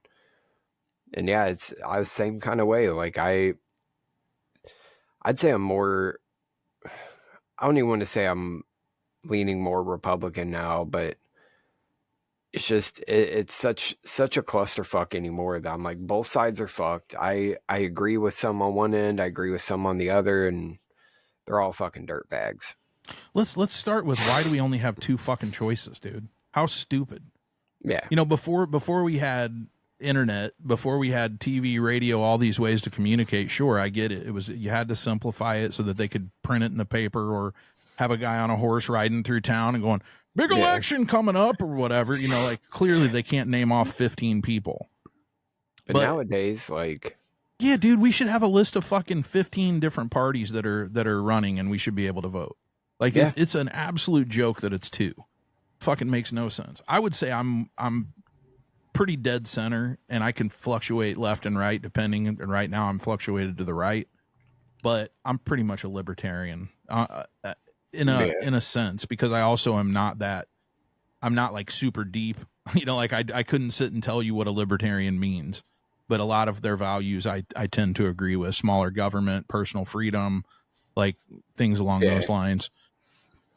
Anyway, it's just, the whole point is that when you sit around watching your favorite fucking talking head, and they spin everything up to match the confirmation bias that you're looking for, that they're making their money off of, and then you just take that as truth, and you never fucking question it, and you never look at the opposite, and you never look at the statistics, or even the viability of the statistics, because you can find fucking polls and stats that contradict each other. and all day long. Right. So it's not about finding the one that suits you and then slinging that. It's about trying to find the fucking truth. Yep. It's just about the truth. And even that's hard to come by anymore. It is. You're right. And I could see where people probably get lost in the weeds, don't have time, don't have energy to put into finding the truth. So they find a person they see as trustworthy or whatever, but you should take all that with a grain of salt. Nobody's an expert on anything. And everything that anyone says, there's somebody that can counter it. So you don't know anything. And if you can know that, that's the thing you can know. You can know that you don't know fuck all. And if you accept that, you're a step ahead of everyone else. That's one of the things I kind of, over the last, I'd say, year or two, really kind of dug into a little more, is backing off on trying to be not necessarily an expert, but trying to be more opinionated on my political stance. It's because anymore, like, I'm tired of losing fucking friends. I'm tired of the arguments. I'm tired of every conversation I've had has been trying to have a mutual conversation and understand the other side. But anytime I try, it ends with, fucking words being exchanged and some shit being posted on Facebook. And yeah, it's just, people have no tolerance. No, you can't live your life with no tolerance. You can't live your life thinking that you know the right way. You're the one who knows the right way. Mm-hmm. And anyone who doesn't agree needs to be shouted down or ousted. Yeah. You're out of your fucking mind. Yeah. Everybody's got different views, and everyone has different reasons for their views, and some of them might need to be educated on those views. Yeah. And if you have the information for that, not only should you tell them, they should be open to it, and vice versa. I want to know. I want to know the most true things I can know in this life. That is one of my goals. I want to know the most true things I can possibly know. That counts for religion. That counts for politics. That counts for medicine. That counts for everything. I want to know as many true things as I can know. It has nothing to do with my political leaning or bias. I just want to know the truth. Same. And even still, that's harder and harder to find anymore because there's so much misinformation. Of course. And people are so quick to, on Facebook, just read a post, hit share, because they're going to believe it. Yeah. Like I could go on there right now and be like, Elon Musk is inventing a pair of fucking rollerblades with gold wheels that fucking tickle your butthole when you skate. That sounds nice. Or, I mean, I'm always down for a good butthole tickling. Right? I mean, with gold wheels on top of that, like, yeah, it's kind of dope. But there's always people that are going to share stuff like that and 100% buy into it. So it's so hard to even find truth, and that's something else. Like I feel like is kind of my mission of just finding truth and being a vessel of truth. Yeah. But again, like you said, here's somebody said something. There was a comedian last night which really fucking hit home with me. He said, all of our politicians are liars, and he goes, yes, the reason they're liars is because the vast majority of people don't want to hear the honest truth. They only want to hear the truth that aligns with what they want to believe or what they want to feel, because sometimes the truth isn't good for you. I mean, I don't mean that. No, the truth is always good for you, but sometimes the truth doesn't feel good. Yeah. Sometimes the truth is difficult to deal with. Dude, it's happening. Like I said, with the black community right now, there's this whole thing. I don't know if you've seen it called black fatigue. Yeah.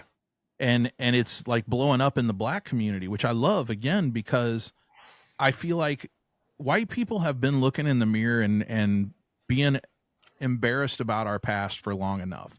Not that there's ever a time we should stop, but white guilt has gone on for too long. We can be proud to be white people and also love black people, and they can be proud too. Like this doesn't need to be exclusive, and we shouldn't have to spend our lives hating ourselves for something that our people did. Black people have bad parts to their history too. We all do. Yeah. Native Americans do. Everybody does. But it's funny because I watch these videos of guys that are like, black dude, this one who was a cop. I think he's called, like, it has something to do with his YouTube channel. I don't remember the name, but he's going on about how great this is and like whatever. Then he plays a clip of, these left wing fucking TV news types that are basically saying that black fatigue is the new N word. Like, no, it's not, dude. You're being that thing. You're doing that thing. You're the reason why there's black fatigue, because you will not stop being the victim because it works for you.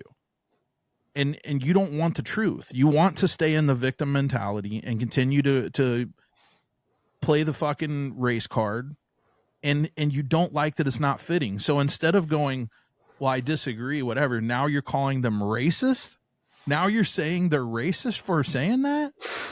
It's like people just don't want the real truth. They just want to live in a fake world, hire fake politicians, bitch about it all the time, bicker back and forth about it, and then continue to do the same thing. They want someone to make up their mind for them, tell them how to live their life, while simultaneously fucking raising the cost of everything while keeping wages the same. While a very small portion gets more and more and more and more and more rich.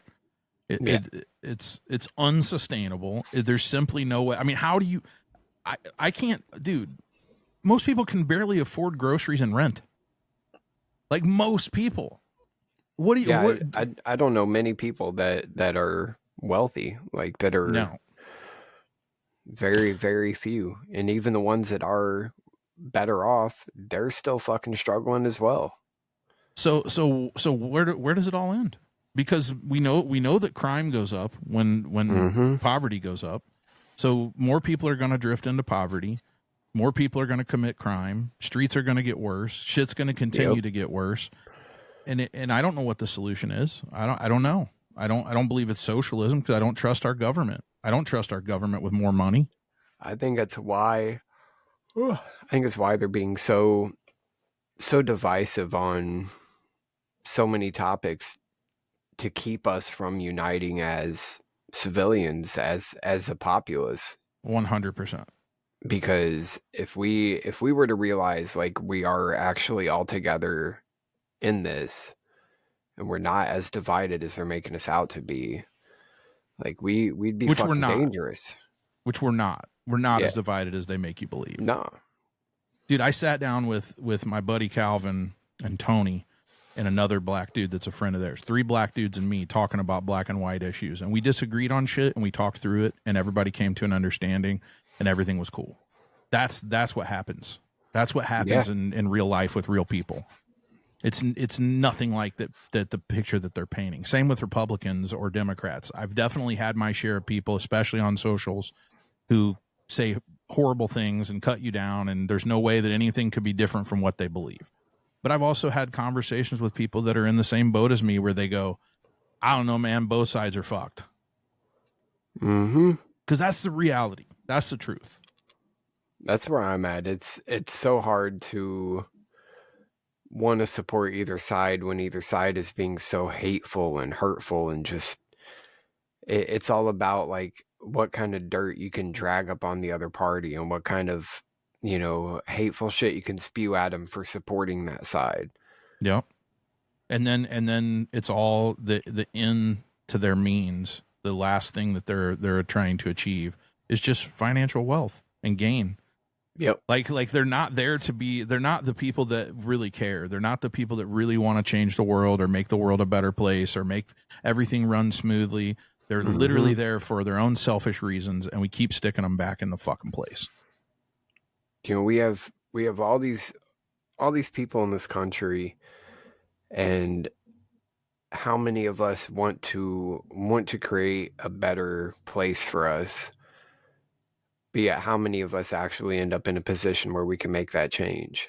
It's so few and fucking far between, because we're not of that elite circle that gets brought into that. I've thought about this a million times, man. I've thought about, what if a guy like me ran for office, and what if I just happened to do the right things to win? I would bet anything that the instant you get in and go to try to rock the boat at all and change anything, they just fucking blackball you, dude. Oh yeah. They force you to do what they want you to do, or they raise a scandal, or they do something to get control of you. Even with Trump, I think Trump is definitely a narcissist, which I think a president might have to be.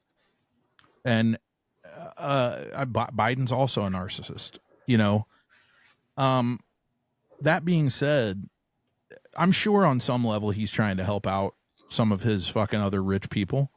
I don't know that that's happened yet, but it might be in the works. I don't know. I'm skeptical. I'm concerned that might happen.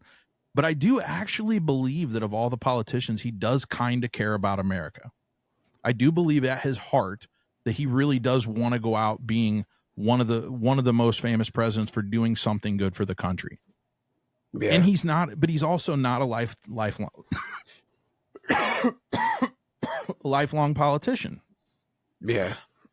All that being said, he sucks at a lot of things. He's a big piece of shit in a lot of ways. He's also hilarious. Yeah, it's still hard for me to be a fan of the guy, but at the same time, like, I couldn't do that job. Yeah, I don't know who could. I don't know who would do a good job at that. But I would have said something like Elon Musk, because I truly think, as far as billionaires go, that dude's tried to do more for this world than any other billionaire. Yeah, he's fucked up. He's a weird guy, but the fact that when he signed on with Trump, who was the darling of the left just a couple of years before, is now the most hated dude, just shows you what you need to see. It doesn't matter if you're a billionaire who's done good things. If you side with the guy I don't like, then I don't like you. And it's like, why are we like that?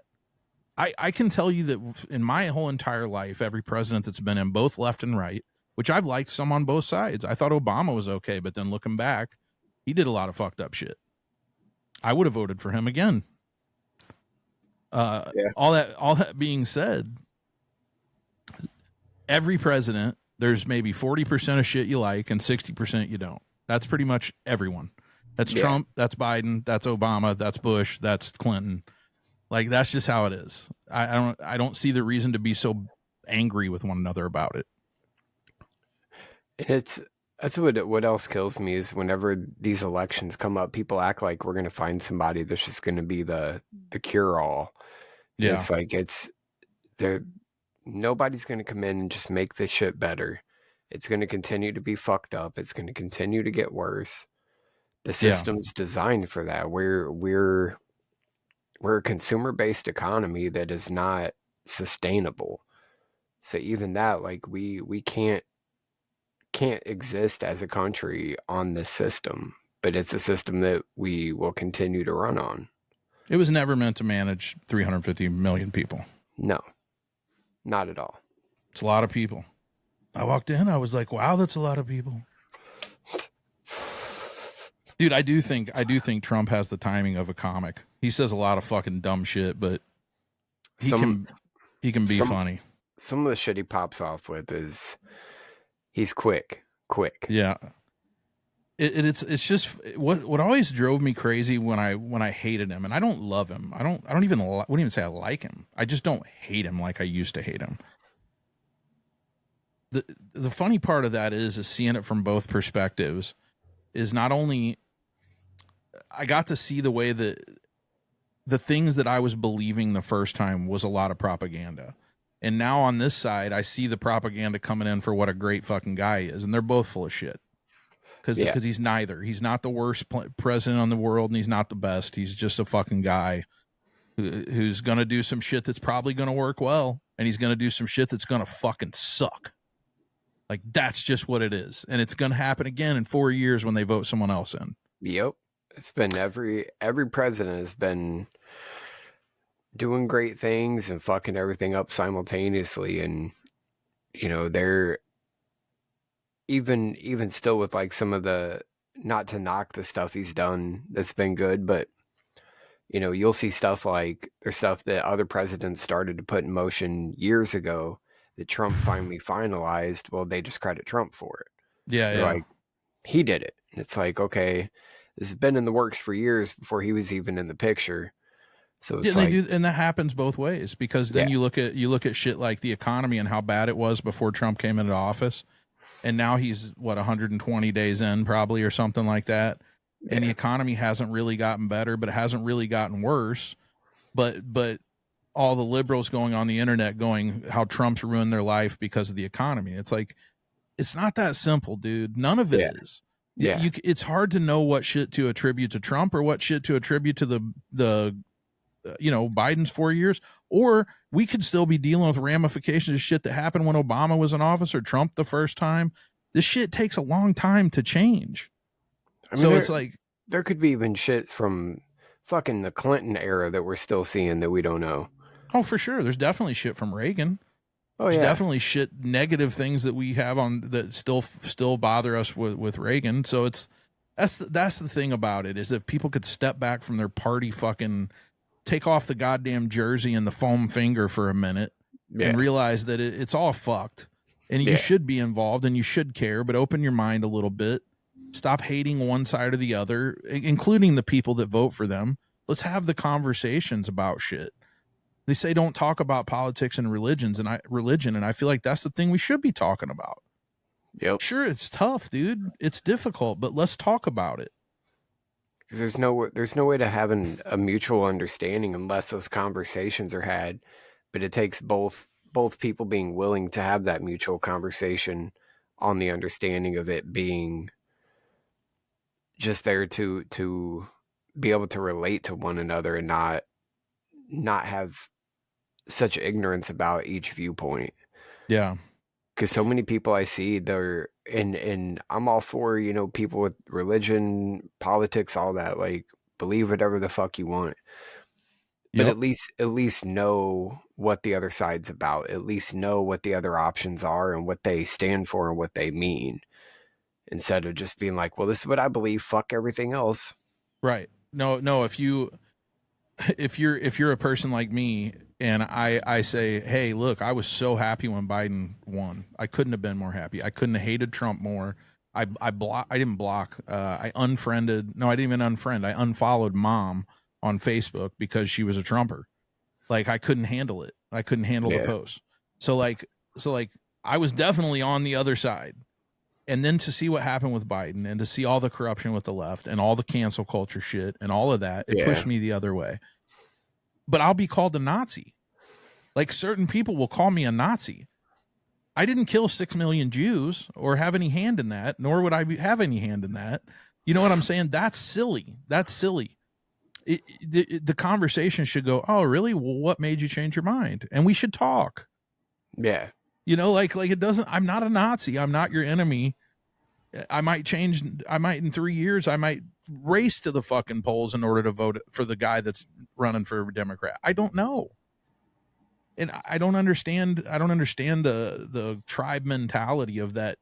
You're born, I'm a staunch Republican, and that you're that no matter what they do. You're fucking dumb. So if they do something stupid, I guess you're signing up for that too. Yeah. Just I don't ready to want die on that hill. Like I right. can't subscribe to that. I can't fucking, I don't know. I've never been set on one party or the other. I mean, even if you would have went back, 2016 election, I voted for fucking Bernie Sanders. I was on Like his team for a week. 100%. Like I mean, even still to this day, like I love the guy as a human. He's an amazing person. But But as he's a been president, I don't know if he who would have been the best. who knows? Who knows how his democratic socialism would have worked? It might have been horrific. It might have been Yeah. great. I don't know, and I don't think anyone else knows because I can find experts that are on both sides of the spectrum. Yep. That one that'll tell you I'm an expert, I've been doing this for 40 years and this is why it's not going to work, and then a guy who's also an expert has been doing it for 40 years and says it is going to work. Like no one fucking knows, dude. And there's No a one lot knows, of shit. but we're all even, experts. right. And there's a lot of shit with Bernie lately that I don't agree with. I don't like a lot of his stances on things and things he's been doing lately. But I generally do love the guy too, and I think he's a good man that cares for the most part. As far as politicians go, I'll tell you someone else I like is out of Missouri, fucking Josh Hawley. Yeah. That dude fucking busts balls, dude. He's hit and miss. There's been a few things I've not been a fan of, but For sure. that's going to be every single politician ever. But he just, I like that he's like coming after Pelosi for making so much money. Oh yeah, insider trading shit. I love that. That's a man after my heart. I don't give a fuck whether you're Democrat, Republican, Dude, independent, whatever. Doesn't matter. I don't know if I have a sideburn hair that went in my ear hole. It is itchy.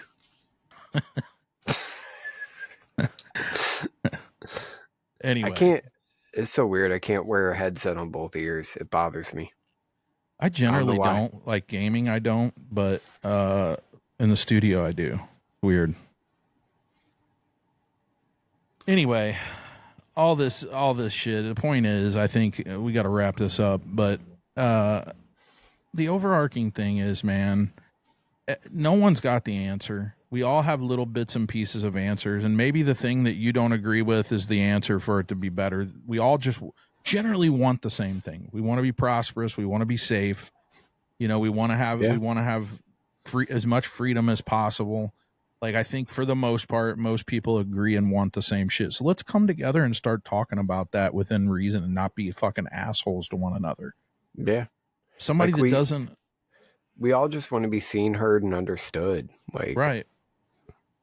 You don't even have to agree with me. Just know who I am, where I stand, and why I stand there. Like, you can disagree. That's cool. But as long as, you understand, that's all I ask. I don't care if people agree with me or not, because it doesn't work for them. My beliefs and my stands works for me. That's all I care about. And it's so hard to have those conversations of getting that sense of understanding. Yeah. I think there was a point for me politically where I started listening to Steven Crowder and Ben Shapiro and all these people that were on the opposite side of what I was on. And I don't watch them and I don't like them. But listening to them opened me up to understanding that they do want the same thing. They just have a different angle. Everyone's got a different angle for how to go about it. Mm-hmm. And I think if people could look at these things and life in general, like from the perspective of a child, remember how you just had wonder. You wondered about things. You were curious about things. You weren't shaped into everything that you think you are. You're not a Republican. That's an ideology. You're not that. You might think along lines with them, but you're not innately that. That's not on your skin, in your skin, who you are. You know what I mean? So if people could look at these things with more wonder, not I have the answer, but this answer makes the most sense to me, but I'm open to listening to other things. If we could just come into these conversations, these thoughts like that together, you know, even if someone's a diehard Trumper or the opposite, have a conversation where you're both open-minded and can be swayed to some degree, the world would be a much better place. Agreed. 100%. And it's wild when you can have those conversations with somebody, even if you don't agree, to be able to be like, well, I feel this way. I feel this way. Well, why do you feel like that? Because XYZ. Why do you feel like that? Because XYZ. Cool. Instead, anymore, it's like, oh, well, you're Republican, I'm Democrat. Well, fuck you. We can't be friends. Right. Well, and not only that, but even when you get into the logistics of an argument, and I don't mean like a fight, I mean like a conversation where you're debating a topic. We have a fucking device in our hands that has an AI that literally is tapped into everything we've ever known throughout all of time. Yeah. If you need to know something about statistics, if you need to find out if something's true, you look it up, you talk it over, and if what you thought was true isn't true, change your stance. Yeah. I learned that from Joe Rogan, dude. From a decade of listening to Rogan, I watched that man believe or think things and then change in an instant when new information came to him. And that's what should happen. Yep. When new information comes in that doesn't agree with you, you fucking follow the new information and you change what you thought. Yep. That's it's part of growth. Exactly. And it's not who you are. What you think is not who you are. Yeah. Too many people believe that shit. And it's gross to see people hold on to that. Like, it's like, that's your identity. It's not like. No, it's not, man. It's doesn't need to be. Everybody wants to belong to clubs, and I understand why that sense of community is a good thing. But for the most part, people don't even like the people at their goddamn church. Yeah. You know, I mean, so what's the point of all of it? Like, you don't need to belong to something. You just fucking need to be a good person and try to know as many true things as you can and put those together, and everything will be all right. As all right as it can be anyway. All right. These podcasts are normally an hour. We're at the 2-hour mark. Anything else we didn't get to or we didn't talk about before Ty calls these any saved rounds. He says, you got any saved rounds?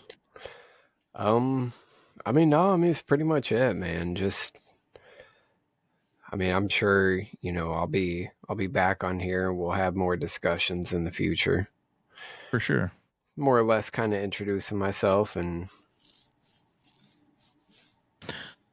getting out there. But yeah, no, I don't know, man. It's just, I feel like we're in scary times right now, and there's too many of us that are here for each other, but yeah, we're led to believe that it's the exact opposite. And it's like, we're collectively, you know, we are still fucking here, so we need to fucking act like it. Yeah, I agree. I think it's so easy to take life for granted and to take people around you for granted and to take all the things we have for granted. I think a lot of these problems are created because we're pretty damn comfortable. And we can say that it's scary times, and it is. There's a lot of things that need work, but it's also the best time to be alive. Life expectancy is at its longest. We have more food and wealth available than ever. Like, it is the best time to be alive in history. And I would still like to see us work harder to make it better, quicker, you know, but Yep. I think all you can do is do your part. Do your part to be a good person. Do your part to be as knowledgeable as you can about things, especially if you're going to take a stance on something. Otherwise, say, I don't know, you know? Yeah. Humans have an issue with that, dude. I think it's part of the do. reason why religion exists is because people want an answer for something, and they're too uncomfortable to say, I don't know. 3 words. They want to tell you they have the answer. And I can't ever close my mind that much. I got to be way more open than that. Yeah. I like that there's things that I don't have answers to. That gives me hope that there's still things to be discovered. There's still answers for me to find. Yeah. Yeah, I agree. I just can't imagine. I suppose there's a lot of people that find comfort in feeling like everything's in place, that they have an understanding of where we came from and how everything works and who's going to be in charge. And there's some True. comfort for them in this, like, everything's all lined up and I got all the answers. I don't need to think about anything. But I feel like that's just another mental health issue that they're just avoiding. There's something missing there. Yeah. You know, like you can overthink for sure, because I am that, and I know you're that. I'm an overthinker. But all that being said, I wouldn't trade it to be locked into some ignorance is bliss shit either. No, hell no. I'm so thankful that I'm not that type. No. So many people, they're just like, well, this is what, what everyone else is saying that we should believe, so I'm just going with that. Yeah. I might be in the crowd, but I'm not going with the flow of the crowd. But I guess, I suppose that if that's what your DNA is built for and that's what your brain is, if you have an 85 IQ or whatever the fuck you might have, you might find some comfort in that shit. Just going, oh yeah, I guess whatever, dude. Like, and there's people that are happy like that. And how could you say that's wrong for you to be happy? Like, okay, I mean, it ain't for me, but look, dude, if it works for other people, it works. Shit. Some people can't eat fucking what's the shit that tastes like soap to some people? God damn it. It's on tacos and shit. Why can't I think of the name? Cilantro. Yeah, cilantro. Holy shit. Why couldn't I think of cilantro? Yeah, some people I love cilantro. Some people can't eat the shit. Sometimes a peanut will kill a motherfucker. Some like indica, some like sativa, Yeah, we all have our preferences. I don't know. I just would love to see the world be just unify, even in their non-unity. Yeah. Like I'm into fucking nerdy shit. I like video games. You like video games. I like fucking dirt racing. You like dirt racing. Other motherfuckers will like, I don't get it. The cars go out there and turn left. Yeah. Okay, that's cool, but you can still respect that I love it. Yeah. And I can respect that you love fucking, I don't know, whatever fucking dumb shit you like. Or like music. Music is simple enough. Like, how I can't stand all that screaming stuff. It's kill like, your mother music. Yeah, it's like, okay, but do you realize that screamy stuff has saved my life? That shit I've related to more than I have most other things. Like, not to mention all the studies they've recently put out where metalheads are happier and more intelligent. Like, there's all kinds of studies for things too. It's like, okay, well, look, and I get it. It's just people are so judgy of one another, Oh, you vape, douche flute, like, who cares, dude? Who cares? Like let me live my life. The things I do are not affecting you personally. It doesn't affect your day or your safety or your health. Just let me be happy. Let me enjoy it. I'm not smoking crack or meth or fucking doing other crazy shit. You ever notice how people, whether it be like when you're trying to trade music or if you're trying to trade like a hobby, like they want you to be into their hobby, of course. Like I want everyone I know to be into dirt racing, but everyone wants you to do and like what they like, but they don't ever want to open themselves up to like you ever been with that person who makes you listen to some music but doesn't listen to your shit? Yep. Fuck off, dude. Fuck off. Like if I'm gonna sit there, because anybody, because people want to show me music all the time, and it'll be some garbage. I will still listen to it. I will give you that respect. Please show that back. Exactly. The amount of people I've been like, oh man, this, you're going through this, check this song out. And they're just like, oh yeah. 2 seconds in, they start talking, not even listening. Yep. Dude, I want to fucking... There's not a lot of things that can be giving me murderous thoughts, but that's one of them. I'm literally imagining me popping a guitar string off and just quietly wrapping it around the back of your neck. Just slowly hearing that last little gurgle. Yeah, dude. But it's, I Fuck. mean, for you and I, especially, like, music is, in a way, is like a love language. Like, if I show someone something, that song is gonna mean something. Like, it's not just gonna be like, oh, it's got a cool guitar part. No, like if I'm showing someone a song, it's because like they're going through a breakup, and I got a song that'll like really hit home for them, or to me, it's my way of healing, my way of going through life is by relating through music. So I try to do that with other people, thinking it's going to hit them the same. It don't. It Well, don't. two things. One, before I forget and move on. What the fuck? Some weird pop up. One is Dad's words just fucking bounced out in my head, and he go, "Well, if somebody makes me a mixtape, then I feel like it's respectful to listen to it." That's such a dad thing. The other thing is, dude, you know that you and I have went deep on music, the music we listen to, what we put in, the time we put into finding bands, to listening to bands, to understanding music is much deeper than 95% of the population. Yep. So that's part of the problem, is that a lot of people don't really care about music. They say they do, but they listen to whatever the radio feeds them, and they're like, well, fuck Taylor Swift and whoever is great. Like, they've never found a band, know the joy of like finding a new band that no one's listened to or whatever. Mm-hmm.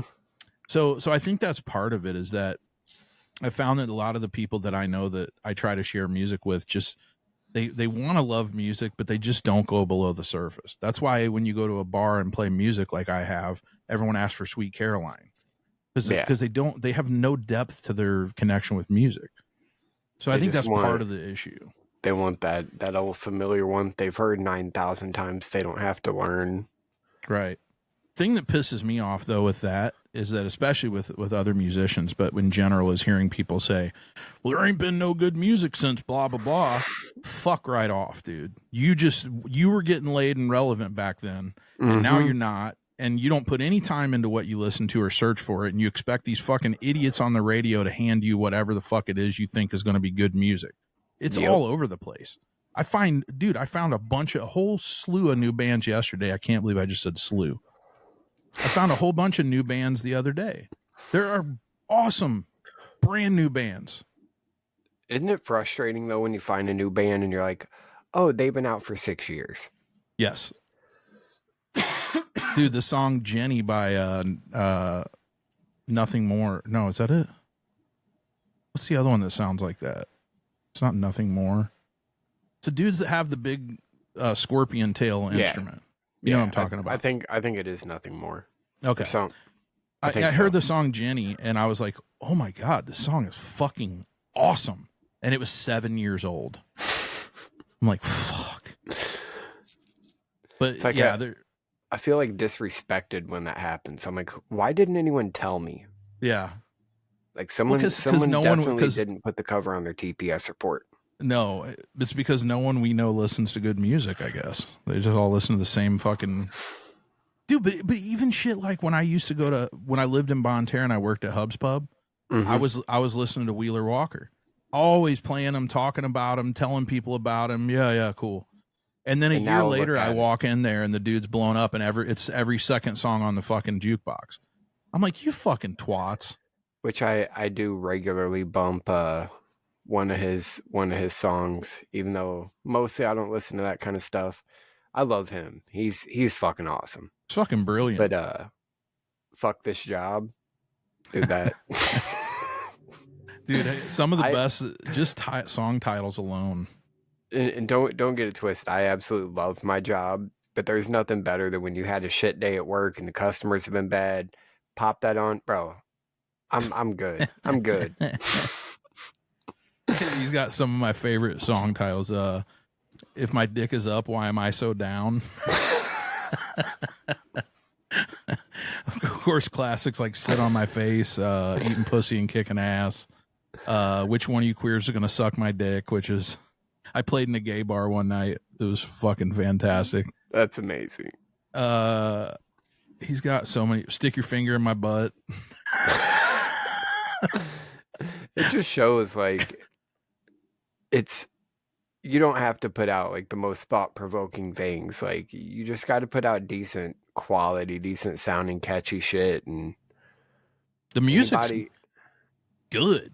yeah, like it's genuinely good musicianship, good singing, good. Yeah. He's a good writer.